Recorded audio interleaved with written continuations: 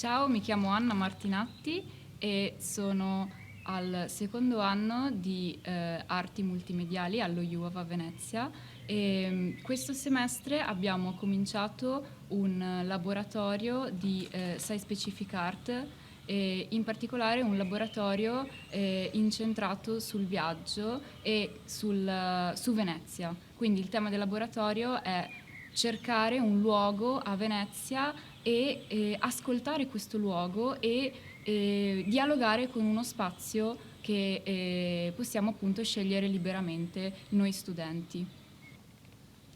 Hi, I'm Reda Barrada. I'm a student from Canada, from Montreal, at McGill University. I study architecture,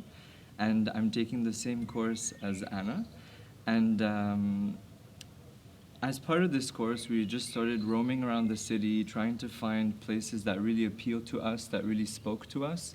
to sort of engage with them and produce a site-specific art, as Anna mentioned. And one day we just decided to come to Lido, and we were walking around this area. We weren't looking for anything in particular, and then all of a sudden we see sort of a portal open with like some brick buildings that looked really interesting, like the whole site. And then we enter and we find this group of people, basically the people from Casabiancav, and they explain to us the history of the site from the Austro-Hungarian Empire all the way to the Second World War, with the bunkers, the battery, the emo fort, and right from there we were really seduced by the place. We really wanted to do our project here, and we talked about, our course and what we needed to do, and the people at Casabiancav were all really supportive, and they immediately asked us to do our project here, and we sort of thought about it, and then from there it all started, and we all started our project here. La cosa che mi ha affascinato di più di questo posto è che quando sono arrivata volevo assolutamente sapere la storia del posto, e parlando anche con i ragazzi di Casabiancav mi sono presto accorta che in realtà nemmeno loro sapevano bene la storia di questo spazio, di questo bellissimo posto. E un'altra cosa che mi ha colpito molto è che queste stanze erano completamente vuote, non c'era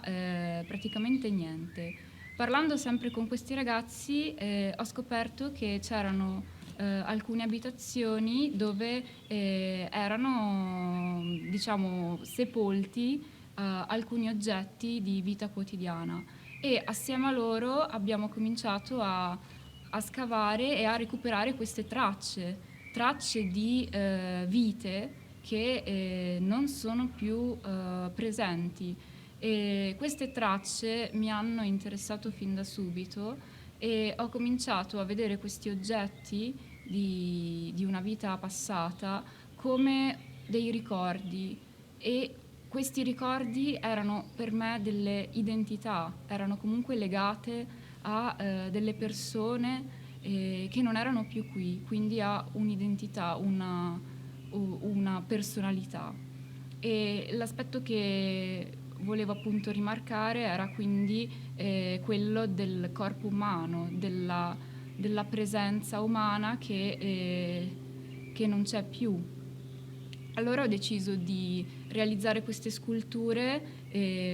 sospendendo appunto questi oggetti in dei blocchi di gel balistico, una gelatina molto solida e trasparente che permette appunto di vedere questi oggetti, ma che allo stesso tempo crea comunque un'atmosfera di sospensione e di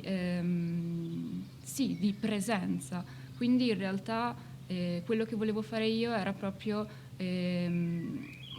giocare con i contrasti. Da una parte il ricordo, l'identità, dall'altra invece la carne umana, perché questa gelatina ha la stessa densità della carne umana, e un materiale trasparente che è lo stesso per tutti gli oggetti, ma oggetti diversi, quindi identità differenti.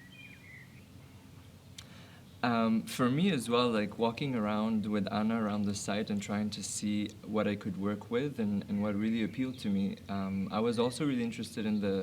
the sort of housing units that were present on the site. And one of them that was really interesting was the house of the sort of commander, or the house of the captain, because it had this sort of bathroom with a proper bathtub that still remained there intact, sort of white, and immediately as I saw the object, I visualized myself kind of inhabiting it. And then from there, the whole reasoning of thinking about sort of war memories, war crimes, and a way to redeem oneself into inhabiting spaces of violence, spaces that have this sort of dark past, and to sort of reappropriate them into places that become basically our own homes.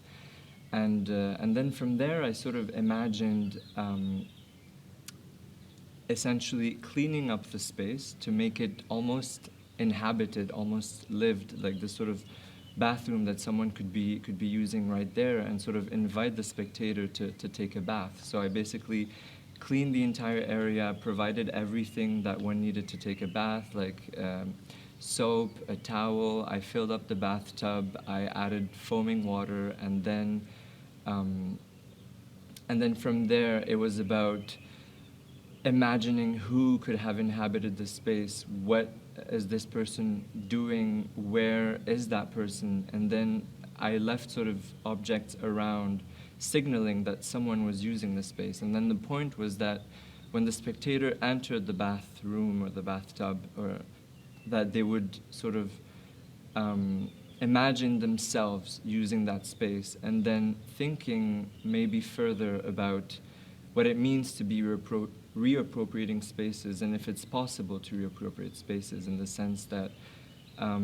can one forget about war crimes and war memory and move on and make these spaces their own. And this is what I wanted people to think about. I'm not providing an answer, I'm just providing cues for people to be able to have that reflection in a sort of multi-sensorial environment, where it's not just the visual cues that will trigger sort of creation of memories, but also smell, the smell of soap, of detergent that are typical of the bathroom,